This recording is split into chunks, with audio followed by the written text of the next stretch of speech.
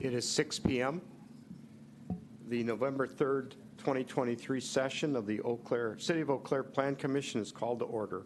If anyone in our audience wants to speak tonight, please complete a public hearing contact form located on the back table and give it to one of our planners at the front table. I ask that everyone turn your cell phones off or to a silent mode. I will call the attendance roll. Commissioner Brewster. Here. Commissioner Davis. Here. Commissioner Erickson. Here. Commissioner Holzman. Here. Commissioner Lawson. Here. Commissioner Leonard. Here. Commissioner Reed. Here. And Commissioner Helgeson, the chair, is present. We do have a quorum tonight with 8 members present. I will read our standard introductory statement for how we conduct business at our meetings. During tonight's meeting, Plan Commission members will be participating in person to deliberate and take action on the agenda items before us. The Plan Commission attempts to conduct its public hearings in a relatively informal manner within the constraint that we must deal with the issues before us in an orderly and business-like fashion. We give the applicant an opportunity to speak first, and then others are each permitted to speak either for or against the proposal. We do request that everyone restrict their comments to the issues before us, avoid unnecessary repetition, and be prudent in the use of time. We want to be sure that we have adequate time to deal as carefully with the last items on the agenda as with the first. If you wish to view, not comment, at tonight's meeting, it can be viewed through the live event link on the city's homepage under Public Notices and Meetings. This meeting is being recorded at the same location. We will move on to agenda item number 3. This is the open public comment period for those agenda items that do not appear on tonight's agenda as a public hearing. Item 5 is noted as a public hearing and has a specific comment period included during the discussion of that item. Items 6, 7, and 8 are discussions among commissioners only. Item 4, our consent agenda, is open for public comment at this time. Is there anyone wishing to give public comment on agenda item 4, our consent agenda, or any other comments not related to tonight's agenda? Anyone that would like to speak tonight during the open public comment period? Seeing none, we will close item number 3 and move to our consent agenda. Tonight, our consent agenda has 3 sub-items. Item A, the approval of our October 6th, 2025 minutes. Item B, a final plat for the Creekside development. And item C, a final plat for the Sherman Creek Landing development. The public comment period for this item was offered during item 3 and has now expired. The entirety of the consent agenda will be acted upon by a single vote. Are there any commission members that have questions, comments, or would like to see any of those 3 sub-items removed from the consent agenda and placed on the regular agenda? Seeing none, is there a motion to approve the consent agenda? I motion to approve consent agenda. Okay. Second. We have a motion to approve by Commissioner Reed, a second by Commissioner Lawson. Is there any discussion on the consent agenda? Seeing none, I will call the vote. Commissioner Helgeson votes aye. Commissioner Reed? Aye. Commissioner Leonard? Aye. Commissioner Lawson? Aye. Commissioner Holzman? Aye. Commissioner Erickson? Aye. Commissioner Davis? Aye. Commissioner Brewster? Aye. That motion passes 8 affirmative, 0 negative. We will now move on to our regular agenda. Item number 5 is on our regular agenda. It's a public hearing for a rezoning and a site plan for a commercial building at 10 West Madison Street. Mr. Noel will be our presenter. Good evening, Plan Commissioners. The item before you, this public hearing rezoning and site plan or general development plan amendment to the existing one that was approved in 1997 is before you for your consideration and recommendation to City Council. Just going through we have the staff report in your packet. Subject site here is located along West Madison and Chippewa River and Oxford. The zoning overlay, it's currently zoned urban commercial, which is the new zoning district for this site. It used to be central business district zoning. The applicant filed under the old zoning code prior to the October 1st effective date of the new land development ordinance. The other thing about the zoning has an overlay, a planned unit development, which was approved back in 1997. So they are subject to those rules. That's that green hashed over the site. Blowing up the site a little more, you can see that the steep slope is actually on the city property. The site is not in the 100-year floodplain, so it's good upland. This is just some street views here with Google Street View showing the intersection with Oxford and Madison. On the bridge looking down the city trail and the city park land area there. Looking closer into the site to the access on Madison and the rumble strips for the median. Looking at Oxford here now southbound, checking the back of the building site. And then some different issues here on site with just some screening and some pavement concerns and access, some dumpster screening and things like that. That will be improved on the project. So here's the existing conditions site with the material that was in your packet. The lot split, so our understanding is that the landowner would like to split the property into another lot, lot 2 there, the smaller lot, retain ownership of that, and then my understanding is a ground lease with the owner of the Duncan. And they can explain more about their project and how that all works. So here's the site plan. They're going to bring in water and sewer from Oxford and stub that in, so we will need cross-access easements over the 2 lots. That especially helps, too, in case if the landowner does eventually sell Lot 2 or the other one or both. So we've got those rights retained, and also for cross-accessibility with circulation and with traffic in the site, too, for access agreements, especially for egress and ingress. The stormwater plan needs to be revised, and they've acknowledged as such. City engineering and Al Rinka can also speak to this too. But one of the things that we have for our Parks and Waterways Commission, who reviewed the project, they did recommend denial. I think it was 9-0 unanimous, but one of them is that no new outfalls, highly discouraged on the river, just again to try to reduce those usually non-point kind of chemicals going into the water body there. So the engineering department is looking to have that conveyed more to existing Madison Street, the catch basin there. So they'll need to look at revising those calculations to see if that all works out. Also with their grading of the site so that it all flows that way. They do also have the stormwater feature along the east property line, which provides a buffer to capture some of that and hold it. There's some conditions related to that in terms of retaining all that runoff on site rather than going on the trail. You'll notice that in the conditions. I'll just pause one moment. Al, do you want to speak to any of the stormwater concerns? If not, I don't have a large concern with it. Stormwater. so we do require revisions to the drainage and stormwater control plan and see how that all will function for the catch basin, assuming that will all work. Again, just a blow up of that bioswale and what was proposed to go to the river. So that would be eliminated in this project. Just elevations here as well.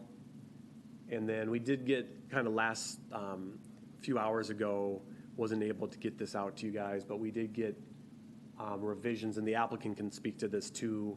I believe their architect revised the plans and added more brick.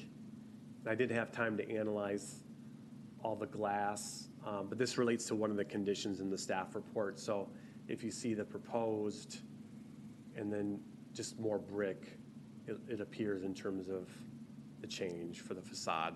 That's trying to capture more of that look and feel of the Cannery District, playing off of the brick, the older brick that is part of some of the buildings, capture more of a unique sense of identity of the building. floor plan. So the parking has been calculated based off the seating arrangement, and the new land use would actually meet parking. They also meet the stacking lane as well for the drive-through, some signage, and I'll get into signage a little bit more later. So getting into the actual review, so again, they're under the old code, the plan unit development. Obviously they're asking for some flexibility here. They need to amend the existing plan development, but we also have to look at, the conditions that for review. So like number 5, utilization of site planning principles to common to high-quality development is something for your consideration. And there's many things. This is in your staff report, so I'm not going to belabor all the points. But one of the bigger things is conformance with the comprehensive plan in terms of some of those policies that we want to see in practices, urban planning practices, as it relates to these areas of the city and what we're trying to achieve, especially when we talk about more urban development.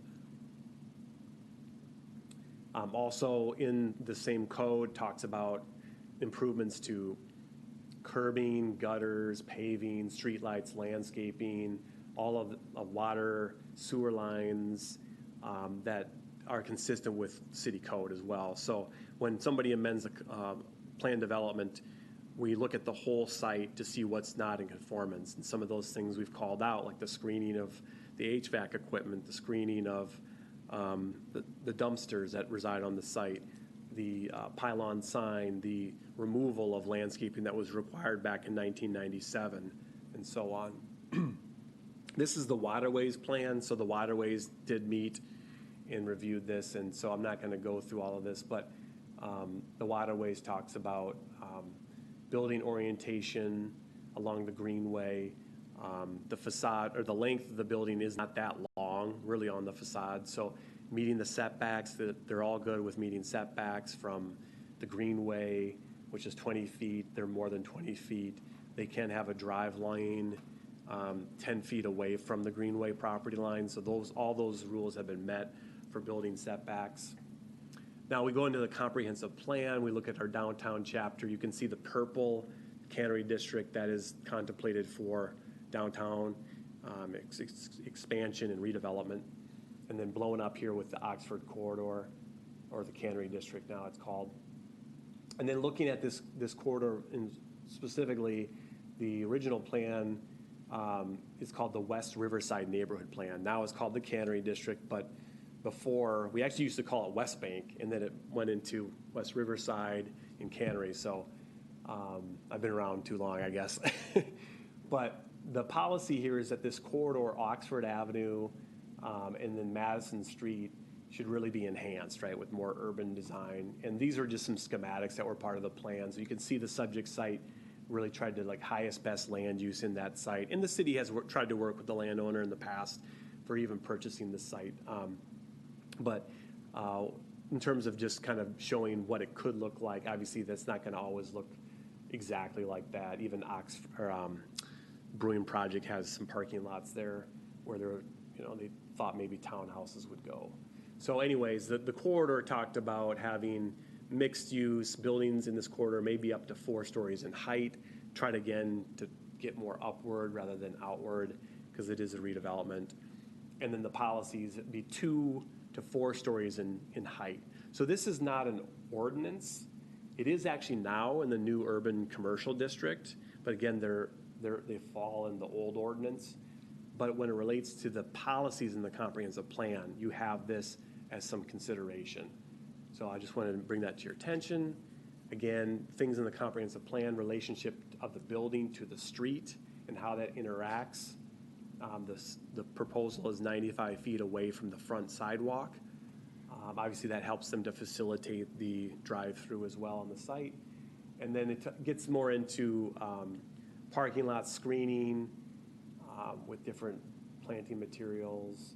And then as we talked about the 2 stories or the 4 stories, here's some different ideas. We see the middle one is in Lake Geneva, Wisconsin, and other options too. Just talking to the applicant, for them it's cost prohibitive to do an elevator for a second floor. We do have examples in the city where we have faux second stories as well that look the part, something to consider. So that is actually in one of the conditions. And then again, the cladding materials where they've already shown some upgrades to that. We actually call out specific percentages that are less than our new code. So keep that in mind in that condition. And then also in terms of integrating site improvements, again, we're thinking high-quality development in a downtown, and pylon signs are recommended in the comprehensive plan to not be there. In our new zoning ordinance, we do not allow pylon signs. In the old ordinance, we do allow them. They have to be 100 feet from the next one. So they're proposing one that's closer to the bridge, and that's within 100 feet. So an alternative would be to integrate something more of a monument style like that to get the Dollar General, the Little Caesars, the Dunkin', and so on. This was submitted this afternoon as well. It's hard to see, but the pylon, I think, and they can speak to this, they're looking to integrate it more with existing signage, and I think also have a big cabinet sort of in the bottom where the landscaping is, if I read that plan correctly. And yeah, I think that was it. They can talk to this when it's their opportunity. Here's the pylon sign in the comprehensive plan that should not be allowed in the downtown. This is the 1999 landscaping plan that was approved as part of the plan development, which was removed. So again, in downtown, we're looking for screening, the parking along the street edges. So again, they have 2 street frontages, and we have some conditions in there. Basically, it would be staff working with them to try to upgrade the screening, the landscaping materials, something, even if it helps to capture some of that stormwater runoff. So when they revise their stormwater management plan, there may be an opportunity to do that. So we actually recommend in our condition that, back to the site plan here, at the bottom on the south end, their drive aisle is really quite wide, plenty wide, that they would be able to do a 10-foot buffer there and then have more landscaping, beautify that stretch a little more, integrate a new sign in that area while still retaining a 24-foot wide drive aisle, which is code. So there is some room there to enhance. It's tougher on the Oxford side, but 5 feet as well could be done through there, and just working with the parking lot adjustments. So those are different conditions in the staff report. This is just a summary of what I just went through. Any questions of me? If not, then we also have the TIA to speak to, and Al Rinka can speak to the traffic concerns. Questions for Mr. Noel? Just to clarify, which side is the front of the building? Is it the east side or the south side? The south. South side, The facing the skinny street. side, yep. Okay. Okay, seeing none. Thank you, Mr. Noel. Okay. Mr. Rinka, would you?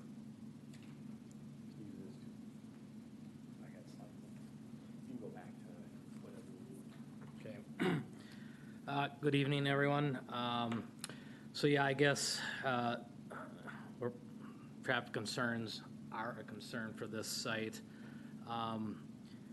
So in discussing this, we don't have the TIA yet. They are working on it. It sounds like it'll be 3 to 4 weeks or so before we would see a traffic impact analysis on this site. But with that said, the concerns that I have is westbound traffic on Madison Street coming off of the bridge.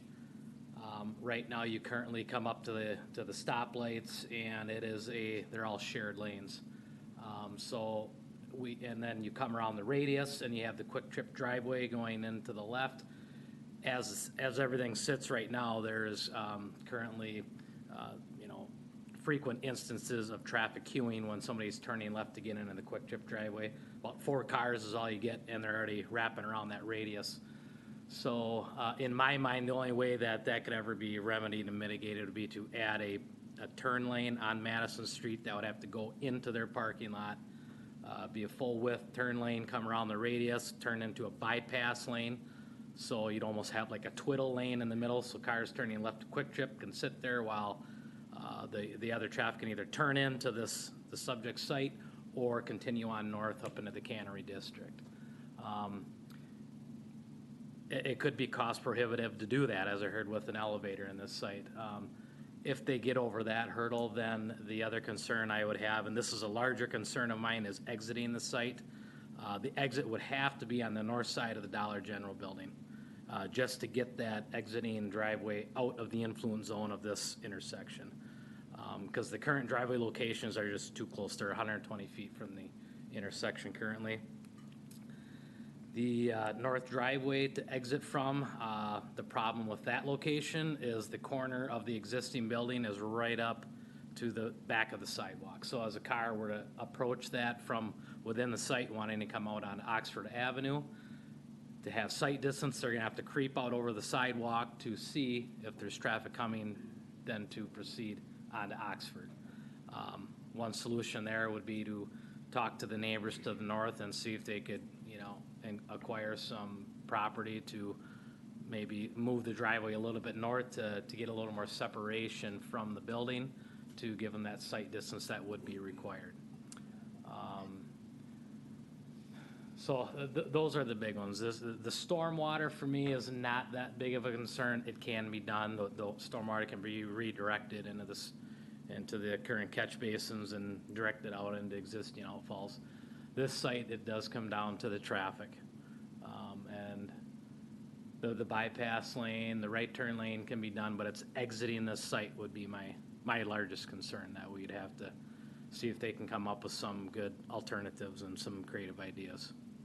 Any questions? Commissioner Brewster. Thank you, Chair. Would it be possible to have the exit from Oxford be the entrance?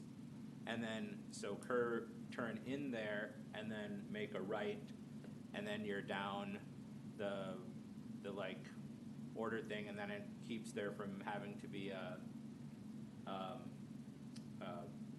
queuing like loop for the drive-through between the building and the river.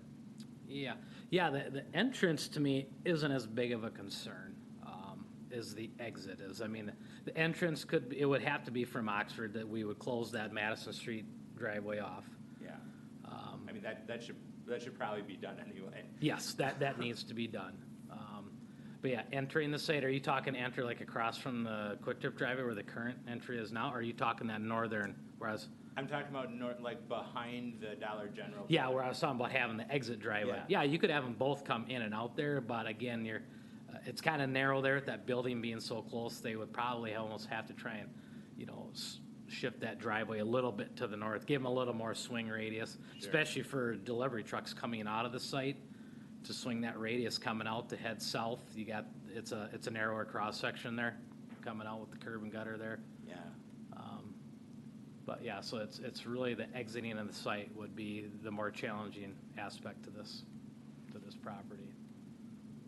And then one other thing, if I may. Yes, please. I noticed on the plans, there's both an in and out arrow on the Madison Street. And I know technically right now you can exit out of there. There's like the rumble strip separator thing, but it's generally not a good idea. Right. So I just the idea of expanding, traffic there, because, if you drive by the Dunkin' Donuts that's up on Hastings, there's, usually a fairly good amount of traffic there. I just have a hard time imagining that this intersection is going to be able to absorb that much more traffic. As the intersection sits now, no, it wouldn't. It's already a problem just with Quick Trip being there. But it can be, it would be spendy, but I mean, a turn lane and a bypass lane could be added, and it could be done entering the site, and that would alleviate all your queuing issues. Not a problem physically, constructively, but it's the exiting of the site.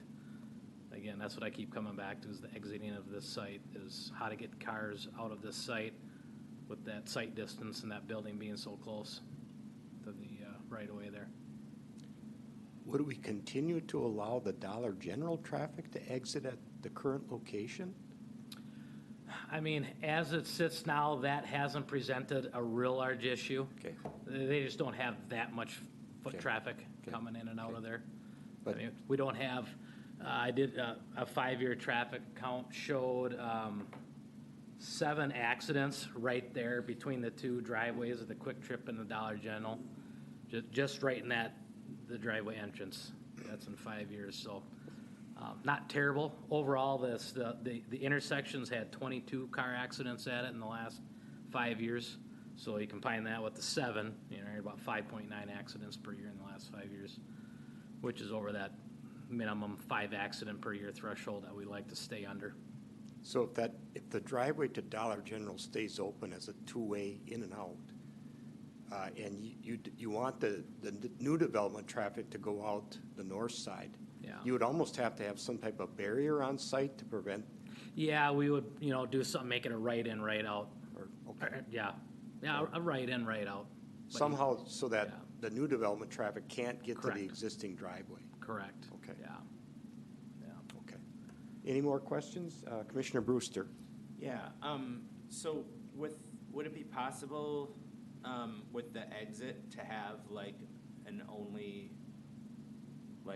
a right out exit? Because there is the traffic circle just a little ways down, so it wouldn't be horrifically tedious to just Yeah. loop around and come back that way. That is possible. Yeah, that would be up to the landowners if they wanted to force the traffic to all go right out of there, out of that north driveway and go right up to the roundabout, then to come back south. If you restricted that left turn, that is a possibility, yeah. Any further questions for Mr. Rinka? Commissioner Lawson? Do you feel that since the traffic study is not complete yet, are we getting the cart before the horse here with our conversation and making a decision tonight? Yeah, I would want to see the traffic study, for sure. Yeah, so, and with that traffic study, as I indicated to their engineer, we're looking for level of service. We want to see at least a level of service of D or better, or, maintain what's currently operating, the greater of the two. So even if they can show that the level of service would be adequate at the intersection, still comes down to how is traffic exiting out of that north driveway, because we just can't allow it out of that current driveway. Any further questions for Mr. Rinka? Thank you, Mr. Rinka. Is the applicant here? Please approach the podium. State your name and address and spell your last name. Can I move this? Okay, yeah, thank you. State Hi. your name and address and spell your last name. Michael Cohn, 1744 Belina Moore Place in De Pere, Wisconsin.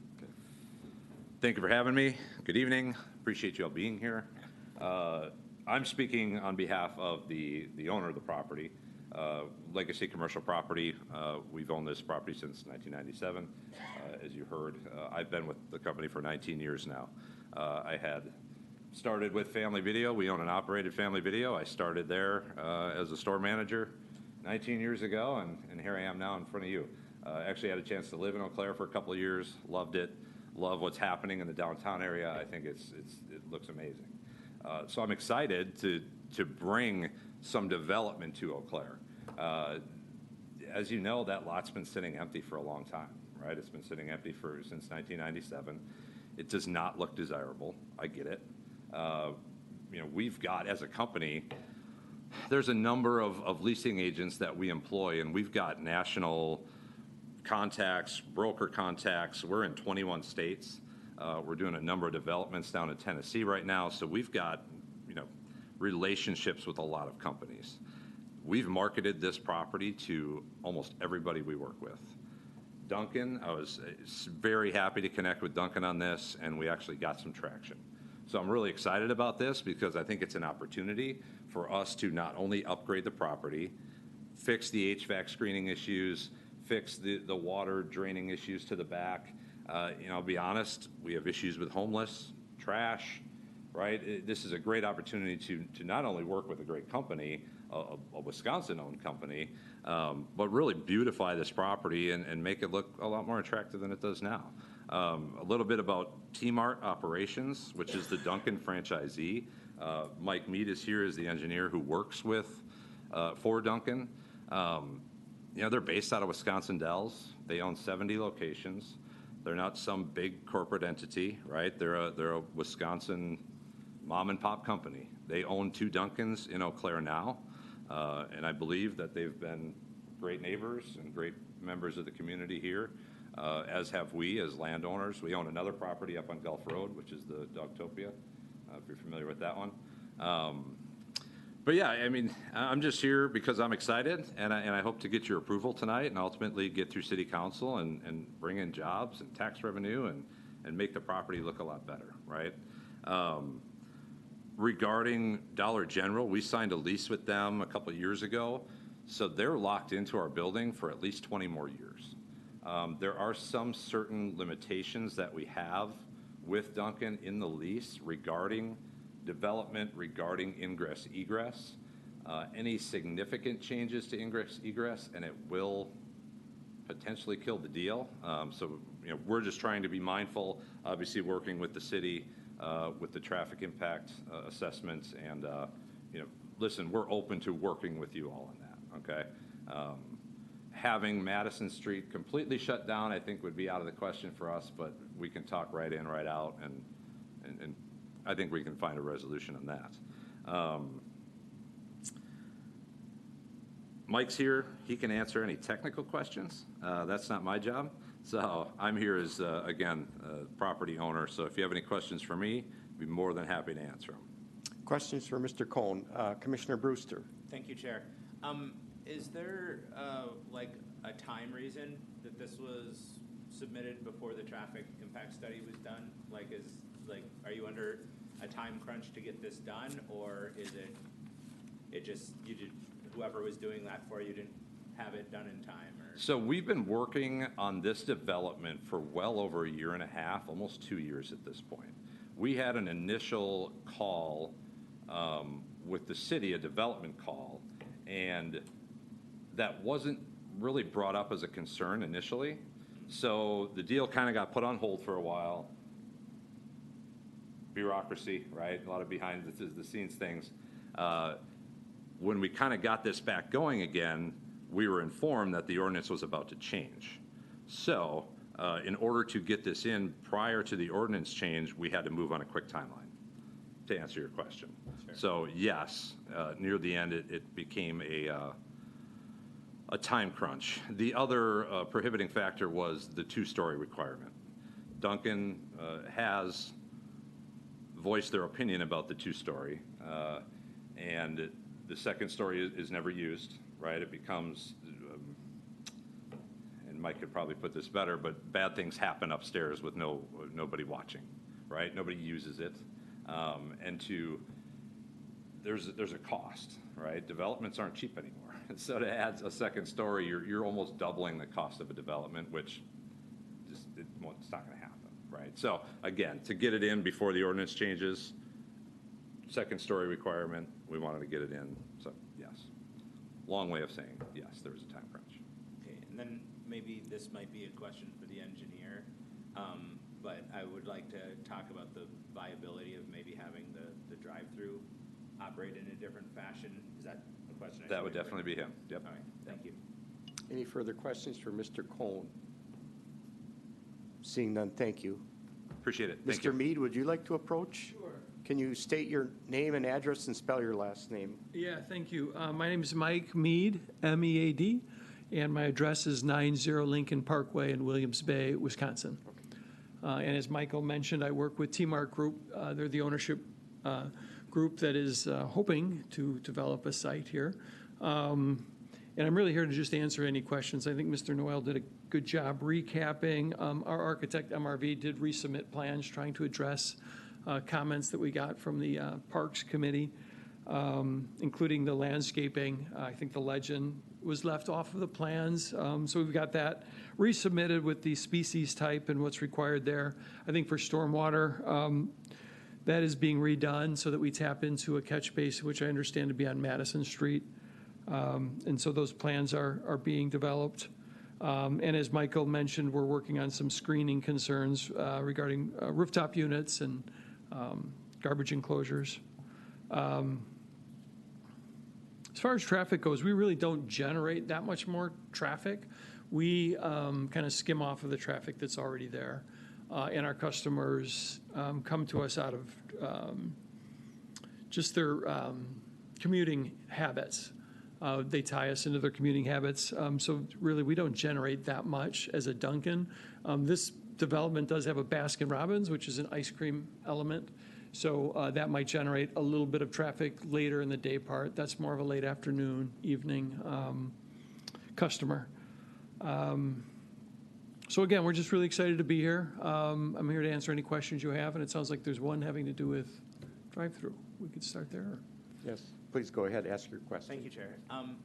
So I guess, with the ice cream component there and, the proximity to the river and the bike trail and everything, it really seems a shame to me to separate the business from the trail and the river and everything with the drive-through. Okay. Would there be a way to have the drive-through come in behind the, can you scroll that up slightly so we can see the back of the building? Behind the Dollar General, and then curve around into the lane that would then be between the two buildings, instead of having it come in, run between the building and the river. So where would customers be entering the site to do that? They'd be entering behind it would be, either a right or a left turn into a space Behind the Dollar General? behind the Dollar General. Oh, okay. We would really have to take a look at that. That's, Because then you're past both the backup on the potential backup on Madison Street, as well as the sort of kerfuffly intersection with the Quick Trip and the Dollar General that's right there. You Yeah, go understood. Past it. Understood. And you get, in my mind, a much better loop where you're not separating the building from the river. You could, I bet, with the ice cream there in the summer, and I bet you would have a lot of people if you had a nice patio there on the river right next to the bike trail. Yeah, I no, bet you're that right. could be a lot of people, but if you're sitting there and then giant SUV goes by you every, what Sure. I'm saying? Yeah, I do. That's one of the reasons that we're attracted to this site is that river. It's beautiful. We almost do no ice cream through the drive-through. It's all coffee for the most part in the drive-through. Right. The And drive-through would donuts, still but. be between the patio place and. Understood, the yeah. river. The way we've got it now is really the most intuitive pattern and pretty typical of how we develop. That's how customers understand these stores operate. To come off of Oxford Avenue and then back behind the Dollar General, we'd really have to just study that. We haven't done something like that before. Any further questions for Mr. Mead? Commissioner Lawson. In our initial write-up, there were some questions that weren't answered, but with what came through today, and I'm kind of looking over at Mr. Noel also, did we get everything answered as far as colors, clarified, and all those concerns that was provided to us last week? Well, I think we, with the latest plans that were, unfortunately, sorry about this, submitted this afternoon, I think we met the material requirements. I think Mr. Noel mentioned maybe he hasn't been able to do a percentage calculation on it, but we've changed the materials to our typical cement siding to a brick material and glass and a cement siding material. So I think we're going to be, if we haven't already with this latest set of plans, we'll be able to address that concern. Further questions? Seeing none, thank you, Mr. Mead. Thank you. This item is a public hearing. If you are here to speak to this item, please approach the podium and limit your comments to 3 minutes. Anybody that would like to speak, please come forward during the public hearing. State your name, address, and spell your last name. All right. Thank you. My name is Jeremy Gregert. Last name is spelled Gragert. My address is 1725 9th Street, which is about 10 blocks to the west of this location.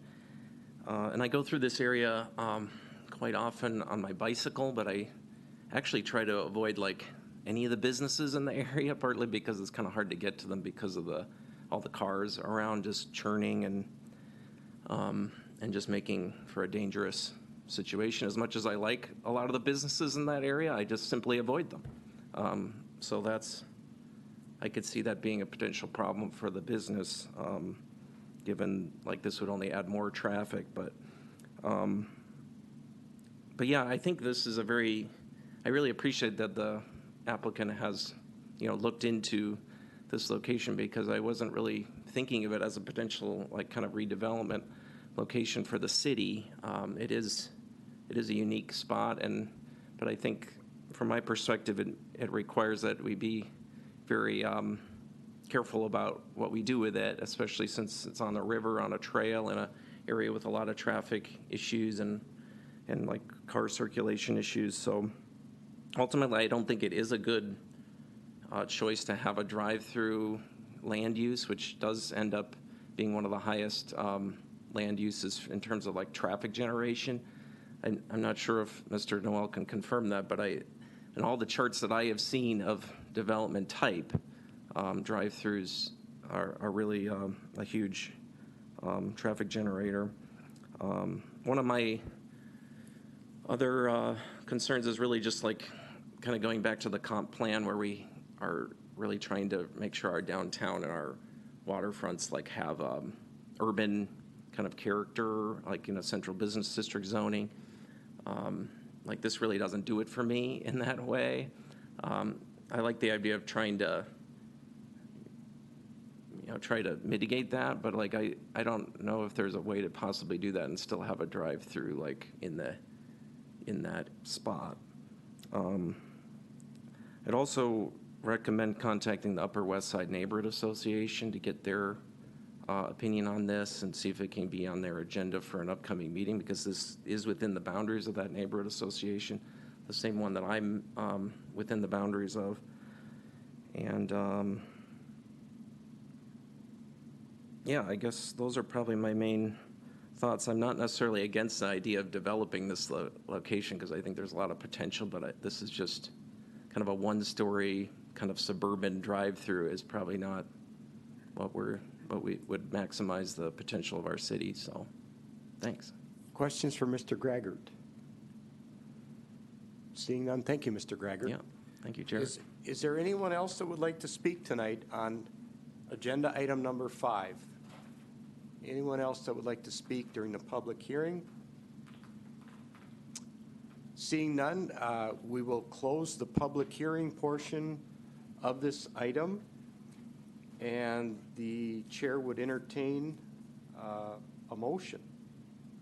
Commissioner Davis. I'd like to make a motion. I'll second it to get conversation going. So we have a motion by Commissioner Davis, second by Commissioner Brewster. Any discussion? I have a question thank you, Chair. I have a question for city staff. If this were to get tabled until the TIA was, ready to discuss, what does that do for the applicant? What are the consequences for them? Yeah, we did ask the applicant if they'd like to postpone, and they chose not to. I think ultimately they understand city council is a decision-making body, you're the recommendation body. So they said 3 to 4 weeks. We just found that out in terms of the results of the TIA.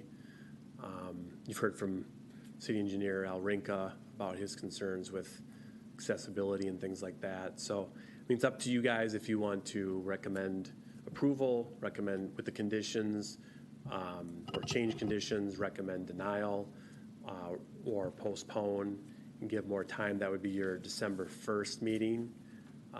You could ask the applicant what they might prefer to, as you discuss. So it's up to you, if that helps. Thank you, sir. Commissioner Brewster. My question is also for Planner Noel.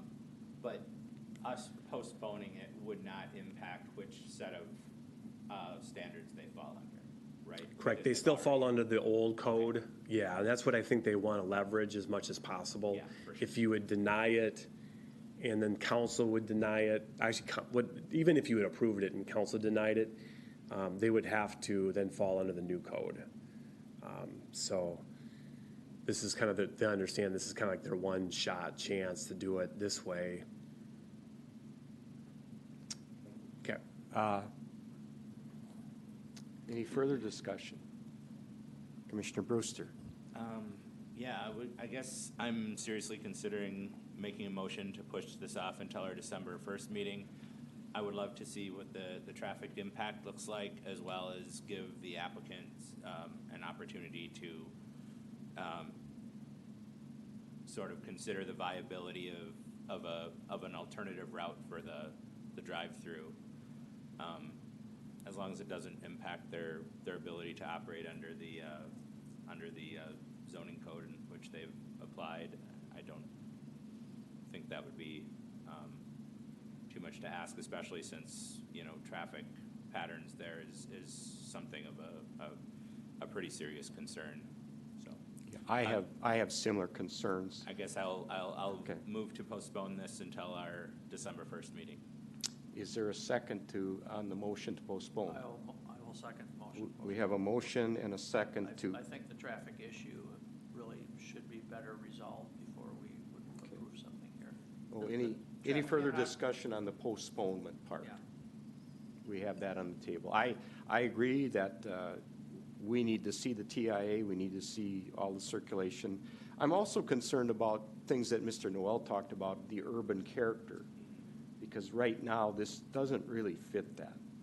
And I think we need to think about, it's great that we're seeing a proposal here, but what do we want this to look like? Do we want it, as Mr. Noel said, auto-centric, or do we want more urban character? And I would hope perhaps the applicants, if they get a chance, if it's postponed, to maybe rethink that, how they could move toward that urban characteristic slightly, and maybe make some changes. So just my thoughts. Any further discussion on the postponement? Commissioner Erickson. I second this need for a TIA prior to making any decisions on this. That's imperative. We have to know that information. We have to have it in hand and be able to analyze it. Secondly, the orientation and location of the buildings that are proposed in this set, I think, do not comply with the comprehensive plan need for creating an urban type area. I think a design could be accomplished where the building is oriented along Madison Street and with a facade that's almost up to the sidewalk in an urban type fashion. I think that could be accomplished. There's various ways to, I think, do that and still maintain the full access to the site that the applicants want. Of course, pending the TIA analysis. But I think there are some options with putting traffic through the site that could accommodate that. But more importantly, having the building face Madison Street, on Madison Street, is the most important aspect here, to create an urban type area. And that's what's being proposed, and that's what's coming to fruition in the Cannery District. And I think we need to honor the comprehensive plan in that regard. This is a planned development, even though it doesn't fall under the current zoning ordinance as has been stated. Because it is a planned development, we can require things like that. And I think postponing it is a good idea, and I would hope that the developers consider a different orientation and location for the buildings on the site. Commissioner Davis. Thank you, Chair. I'm just going to echo pretty much what the rest of the commissioners have said. And I mean, I understand there's a lot of time and money have been put into where you are now. I get it. I do this. With that said, I know trivial items don't kill deals. I know that if this is really something you folks want to do, you'll be willing to make some concessions because that's just how the world works. I would really encourage you to take this opportunity the next month that we have here to talk to that neighboring property owner to the north, see what you can do as far as getting, some property to make a viable exit. And just be prepared that, that West Madison Street, I couldn't agree more with anybody else here. That's just, coming in off of Madison Street's not a good deal. I don't think for you folks or anybody in the community.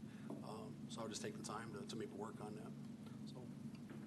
Yeah, just comment that if we don't postpone it and we go to a vote and we vote denial, would that be correct that they couldn't come back for a year? How would that work? No. Yeah, good question, Chair. You are a recommendation body, so you would recommend, just like the Waterways and Parks recommended to you. Yes. Both of your recommendations go to City Council. Right. And they would hear this next week, Monday. Right. Public hearing as well. So that's not a lot of time for them to adjust plans. So if you go with postponement, that gives them an extra month. We would inform council that this is what Plan Commission has chosen to do. If you vote this way with a postponement, or if you decide to deny or approve, we would send that to council as well. So council wants your direction here. If council denies? Then if council denies, correct, then they fall under the new code, and they have to do 2 stories, they have to orient it with a maximum setback of 5 feet. Okay. To Mel's point about having that building closer, so it's kind of this gray zone that they're in.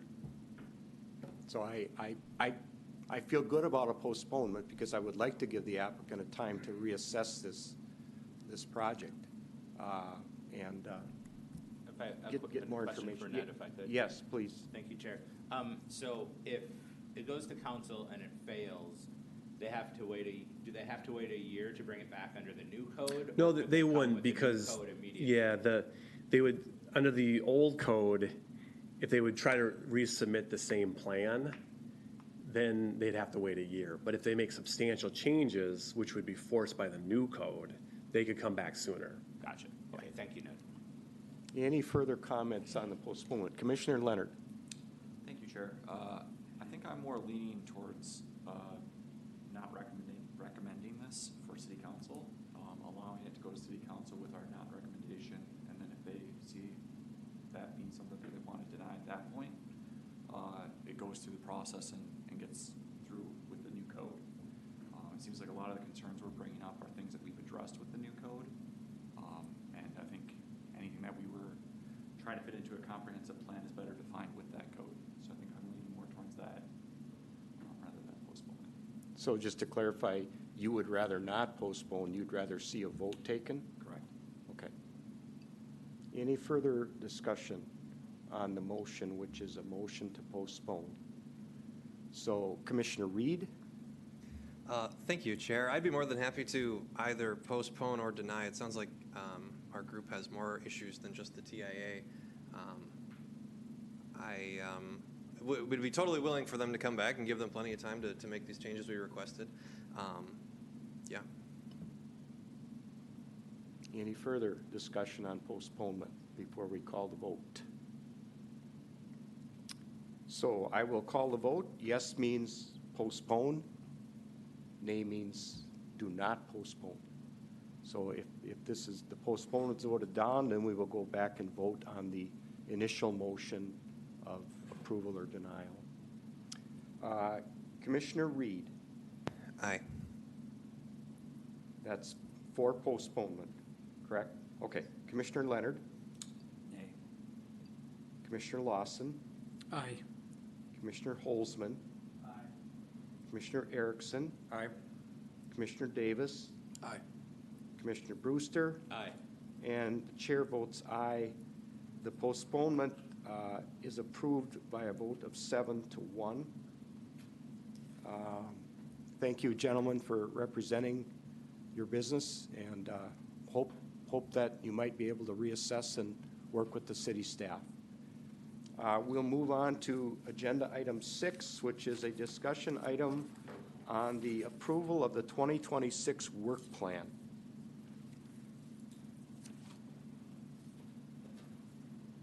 Okay, we wanted to bring this before you. We're actually seeing that we have a pretty light agenda, or maybe no agenda, or sorry, now we actually have this item. So you will have a meeting December 1st, but if that didn't happen, then you would have had no meeting. So we brought the work plan for you. And our major accomplishment was the zoning code update, right, the LDO. So kudos to all of you for being involved in that process. Multiple year undertaking. So you can see, as I get to that in your packet, just all of the things that were struck out that were related to zoning code, including the parkland dedication that council passed, form-based. You know, it even came up tonight about the urban commercial district, about the maximum setbacks that we have now in place to make more effective our plans and policies in our comprehensive plan. So again, all that's been done, and now we segue into our comprehensive plan, which would be in 2026. So we need to find a consultant for that. We actually have Housel Levine as part of that consultant already through money that was appropriated through the American Rescue Plan that we had to obligate by end of last year. So they will be doing a lot of land use already for us. And then the larger project, we need to select a consultant. We would assume they would apply as well for that, but we want to make sure we've got the best consultant for the job when it comes to the overall project. So that will be, in some way, shape, or form, public engagement, that whole process as well, working with our stakeholders, working with you guys, working with council. So that's the exciting project for 2026, which is why the work plan is a little bit smaller now, but it's that large project. And we also left in there plan commissioner training. So if there's things that you guys want to get trained on more or understand more of the nuances, feel free just to reach out to me and we can try to find that training for you. It's always a good thing to be proactive. And we're already starting to catch some small tweaks to the land development ordinance that would, better to clarify what we meant with this. We haven't caught any emergency issues, fingers crossed after 1 month implementing it. So far so good, but we will bring forward to you, as we've got proposed now, third, fourth quarter of 26, kind of a new cleanup package of more related to like, oh, this could be explained a little bit better in the code, or maybe we need a new image or something like that. Trying to stay away from policy because that's going to be looked at more in the comprehensive plan. So we spent a lot of time developing or using the existing comprehensive plan policies to make the zoning code. So we don't want to undo that right away. And other than that, urban sewer service area plan update, that's led by our regional plan commission. So hopefully that's been delayed a little bit, but that will give us a little bit better understanding of the room that the city wants to grow into with all of our boundaries and how our sewer service can actually supply those growth areas. So that fits like a glove with the comprehensive plan. So that's another project that really hopefully we would have liked to have it done already, but it's led by the Regional Plan Commission, who's hired by the DNR. So we also, I'm not sure what we'll bring before you, but we also have the Town of Washington Incorporation. So depending on how that all shakes out, we might give you some updates on that. So stay tuned on that. They have not, our understanding talking to legal today, they have not actually filed their petition to begin the review with the internal review board with the Department of Administration. So we'll keep you updated on that. Any questions about the work plan? On the comp plan update, I'm just looking at what do you think is going to be required of the commissioners? Like we had the ZPAC. Are we going to have a similar process where there would be additional meetings in addition to the plan commission meetings on this? And how long would that stretch out? We find talking to consultants that the ZPAC model, of whether it's zoning or like plan development, is really useful because you guys are at the table throughout. And maybe it's not, maybe it's not all 18 of you, but it's like a select group of 4 of you and then 4 of council members or something like that, or 5 or something.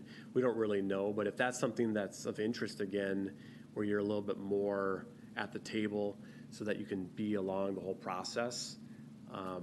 After all, you guys are the land use decision makers, but we would still, if you want to go that route, we would still do our stakeholder meetings, workshops with the public, open houses, make sure that we have broad public engagement too. When do you think if we were involved, when would our involvement begin? Yeah, we would start that up probably like February. Oh, okay. Yeah, once we And get the contract all taken care of and You think in another whoever's selected. 2-year process, or? Probably a year to a year and a half. Yeah. The good thing about our comprehensive plan, it's got a good foundation. So I don't see it unraveling our main growth strategy. It's been basically reinforced by our new zoning code too, in terms of compact development. We want more mixed use. But we still are growing outward as well.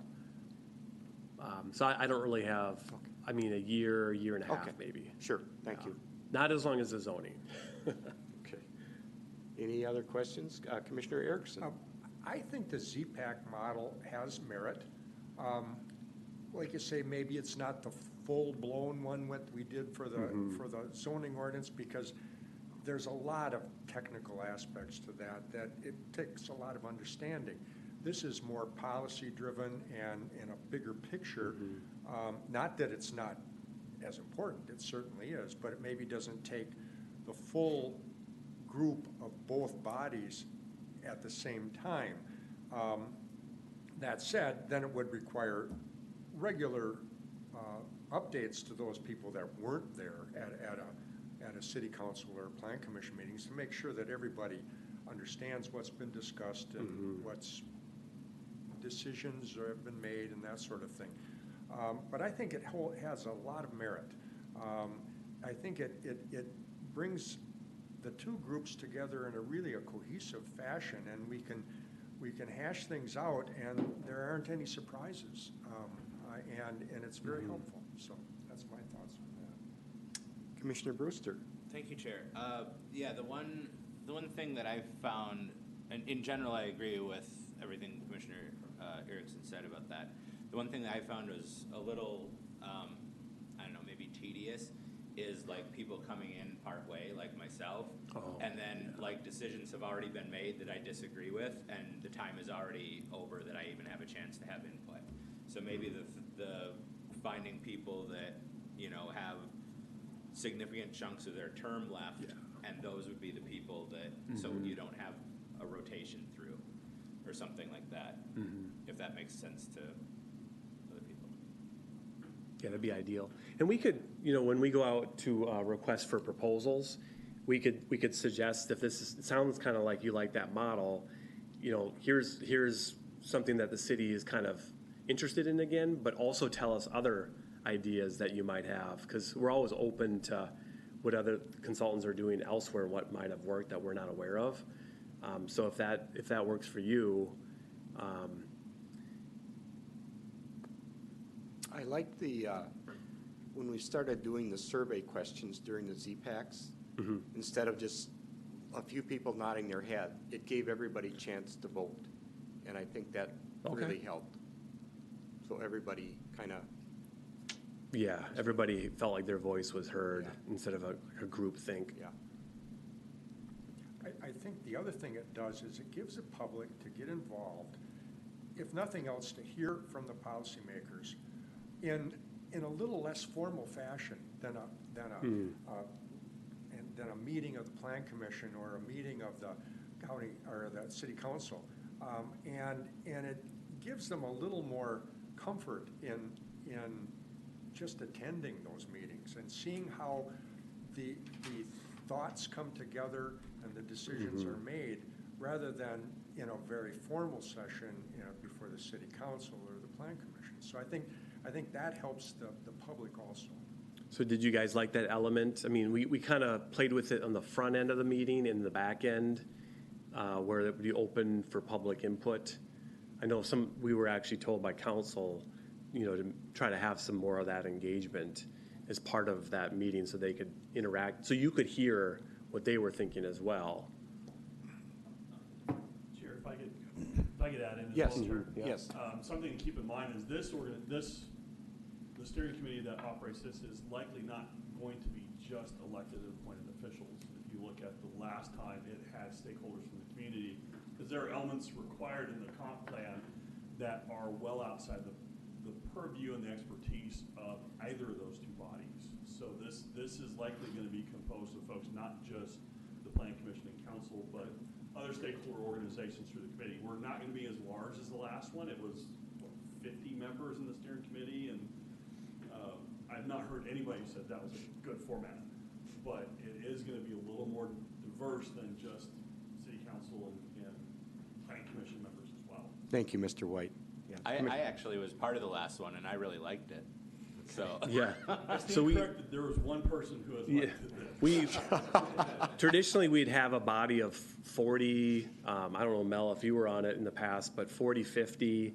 And it was, you would have people that were real engaged, others that would be kind of not always there. So there's models where you could have your technical advisory group as well, like almost what we did with the zoning. Make sure those industry experts, land developers, there as well there. What's really hard is because we have a lot of neighborhood associations, right, is if you have all of them there, that's a lot of different viewpoints. They're all meaningful. So do you just say, well, we want only 2? Well, then you offend the 4 other ones that wanted to be at that. So one way to maybe, is more of focus groups, or put them on a technical committee from the neighborhood's point of view, again, with developers or environmentalists or, bicycle advocates. You name the group, and how do you blend that into the decision makers? So you guys and council. So how does all that feedback? So if you like the ZPAC model, if you want to call it, we could suggest that, but then also what Aaron talked about, and then also variations on the same theme. And it's always interesting in terms of what the consultants think that's most effective. Could commissioners email their thoughts to you? Oh, definitely, yeah. So if you want to think about it and share your thoughts, that'd be good. So how about the 2026 Plan Commission schedule? Yeah, so that's in your packet once a month. So that's different. And that's why these guys got a whole month that they have to wait now, because you usually have one coming up here on the 3rd Monday. So the idea behind that is that there's less conditional use permits, like for large garages, more site plan approvals for staff to do. And right now, we're not getting a lot in, actually. There was nothing that came in for your December meeting except for this postponement. So it's kind of quiet right now. I'm not really sure why that is. It's just the time of the year. Traditionally, like this time of the year last year was this way? Yeah, it's slower, but you have a lot of build out. I mean, you just had 2 final plats that you just, on consent agenda. And there's Orchard Hills. There's a lot that's already been kind of platted, and then a lot of apartments that have been approved too that still need to be built, like Paragon. And so there's a lot in the pipeline. It's just that you're not seeing a lot of new stuff on the front end. Things are slowing down a bit. Mm-hmm. Future agenda items and announcements? That's all. Okay. That's all we have. Okay. We are adjourned. Okay.